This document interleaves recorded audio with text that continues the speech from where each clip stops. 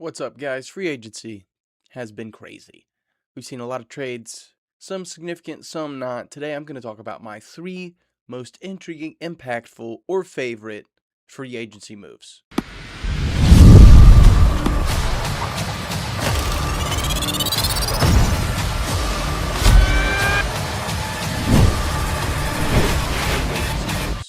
And we're going to start with Walker Kessler. Now, I think, personally, for me, this is a fantastic move for the Los Angeles Lakers. Rob Pelinka, to be honest, has been a mediocre GM. Say what you want, Lakers fans, I think would agree with that. Maybe there's some people in the league that would disagree. I mean, getting Luka's great, okay, but what has it really done? And he's been injured. Austin Reeves was injured. LeBron couldn't carry the team. They didn't have a true center. So I think with LeBron leaving, and people, are talking about LeBron leaving and, the fact that he's willing to play on a vet's minimum and all that kind of stuff. Listen, LeBron is making like $48, $50 million a year. You could see how they could afford to get Walker Kessler. They signed a couple other guys, Quentin Grimes. They're starting to try to fill out the roster somewhat. I think they're going to re-sign Rui Hachimura. That's just a prediction. I'm not saying that he wouldn't leave, but I think that they could realistically they could sign him back for maybe 3 for 30 or something like that, or maybe like 3 for 42. I think Rui would do something like that, especially with the percentage. As a Thunder fan, when I was watching him in that series, I'm thinking this team, because of Rui Hachimura's shooting, could be a huge problem because you get in that kind of, spot up shooting from the 4. If Austin Reeves is on and Luka Doncic is in, they could overpower you offensively. But the reality is, offense doesn't win championships; defense does. But I mean, you look at his intangibles here. We'll just go down the list. The deal is Kessler, and then some people said they gave up all their draft capital. I disagree. If this move pans out and Luka stays healthy, AR stays healthy, they filled the roster out subsequently. And, I don't think they're necessarily done. I think there'll be some back moves. They just traded DeAndre Ayton. That happened today. So they're not done making moves, and I think really that's probably a good move for them, to be honest. So they're reconstructing the roster to try to provide some 3-and-D guys, some healthy athletic wings, and a solid center, and Walker Kessler. They did pick swaps, as you can see there, in 28 and 30. So they still have first-round picks. So it's not like they're not going to get anybody. And as I talked about in my last video, I thought Koa Pete was a really good pick for the Suns. And so you can get somebody in the back half of the first round that can really have an impact. I mean, Walker Kessler, if we'll go down here, he was the 22nd pick. So in the back half of the first round, you've got a guy who's really a solid center. And the reality is you don't need this guy to put up a bunch of points. You need him to be who he is, which is a rim protector at 7'2". He's a great lob guy, runs the pick and roll well, which is always what you want out of. I don't think Ayton ran the pick and roll very well. And that's just not what he's used to. Ayton came into the league as an offensive kind of powerhouse, 20 to 25 points a game as a center, and really has kind of been shut down and hasn't expanded his game, and that's really limited. I think as a role, like a nice roller off a pick and roll, he would be a much more effective individual, but that's just my opinion. So they signed him 4 years, 130. I really don't think that's a bad deal for a 7'2". I mean, Chet got 250 something, and Cat's deal was worth like, I want to say 180 million or something like that. Now they're not off, they're more offensively skilled. They can shoot and all that kind of stuff. But what you're looking for is a rim protector, and a strong one at that. And I think Walker Kessler fills that for him. Now he's got to stay healthy, as seems to be really an issue in the NBA. But dude's got to stay healthy. They've got a player option for the 4th season. So if it doesn't work out between them and he thinks he can get a better deal, that kind of stuff, he could always leave, which would suck for them. But in 3 years, are we really going to be thinking about, what they gave up? No, there's so many things that go on around the NBA in terms of trades and team switches, with the Giannis stuff that's happened, which I'm not going to talk about in this one because I don't think that moves the needle too much. To be honest, I think the Giannis trade is sort of a lateral move for the Heat and for Giannis. To be honest, I just don't see how it makes significant difference. If they made it, it would be a Jimmy Butler style thing where they'd be overmatched by whoever they get put up against. That's just the reality. They can't compete with the Thunder, the Spurs, a fully healthy Lakers team. If the Mavericks really actually do something good, there's several teams in the West. If LeBron went and joined the Warriors, they would automatically jump into a top 5 title favorite. So some of that stuff could really be working against the Heat. Like I said, he's 7'2", 22nd. But 11.1, not bad from a starting center. He's not the focal point of the offense. 12.2 rebounds, huge. The Lakers got out-rebounded in the playoffs significantly, especially in the Thunder series, which is the one I watched the most, but even in the series where they beat the Rockets. The rebounding numbers weren't really ever in their favor. The Rockets were just young and didn't have a true point guard, in my opinion. If Fred VanVleet played, they might have been different, and they might have really gave the Thunder some problems in the second round, but life is how it is.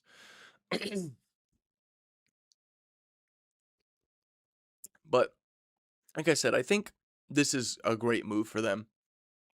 And it says here he returned in 2026 to put up even more points, a little less rebounds, but almost 2 blocks per game, which is solid. That's what they need.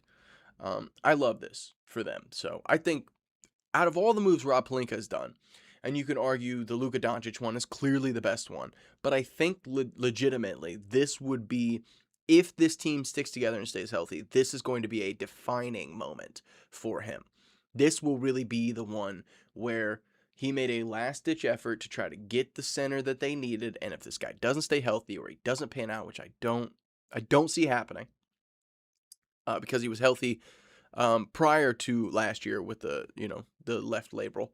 But if he stays healthy, there's no reason they can't make some noise in the West. Be a top 3 seed, arguably, behind the Thunder and the Spurs, if everybody, stays healthy.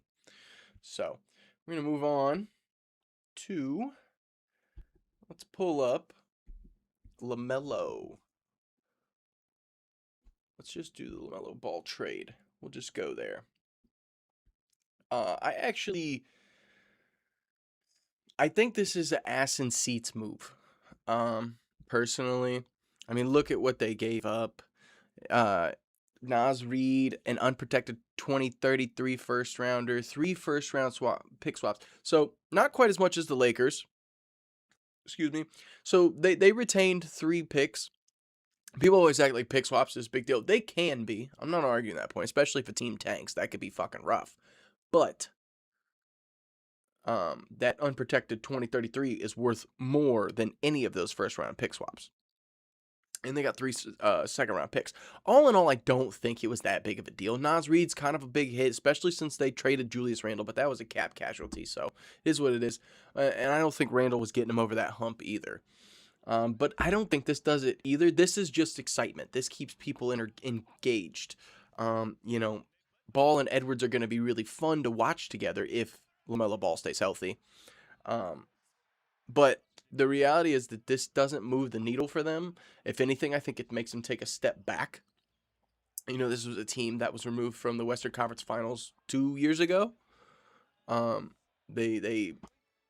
don't know. I think they shot their shot there, and they felt like, okay, we got to detonate this because the taxes are getting too high, and we don't want second apron and all this kind of stuff. So this is hoping they can draft well and keep these 2 guys together for a while, and they stay healthy. With as many injuries as LaMelo Ball's had, though, and he's only 24, I don't know, man. I don't love that. This past season, he played 72 games, but that's his first, really legitimately full season.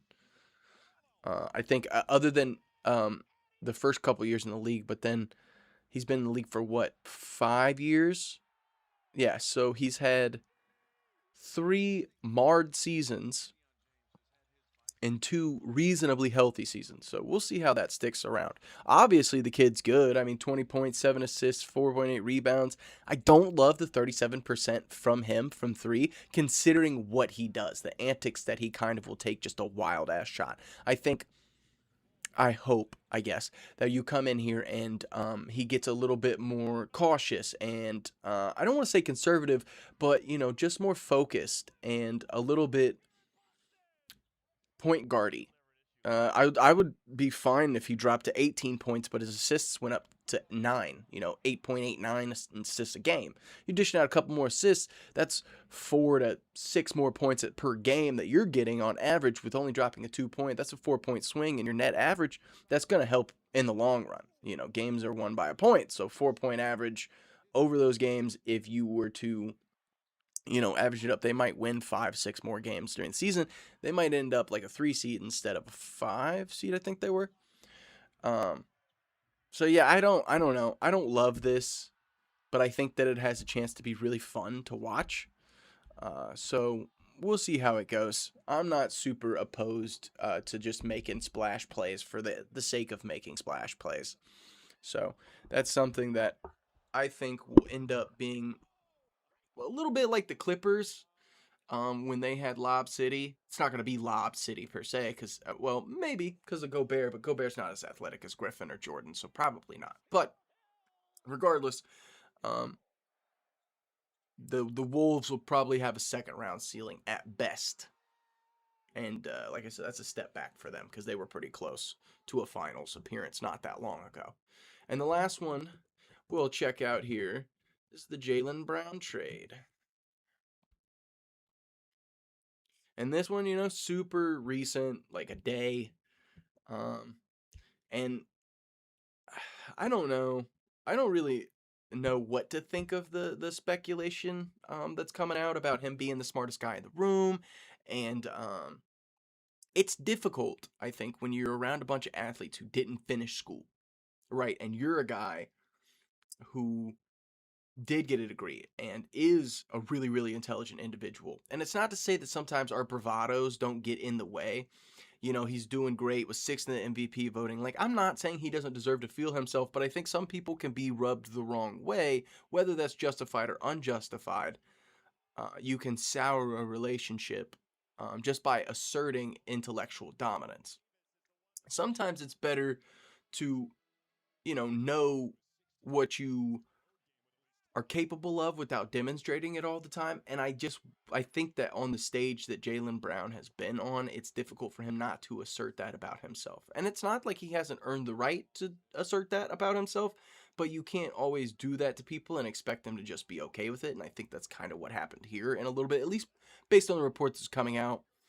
I do say that I feel bad for the guy going to Philly, and not because Philly's like a shit, place or whatever. I mean, Philadelphia is kind of a shit city, but that's my personal opinion. If we're talking about from a sports town, they love sports. Obviously with the Eagles, the Sixers have struggled, but have I guess struggled to get to the finals. But they've made it interesting.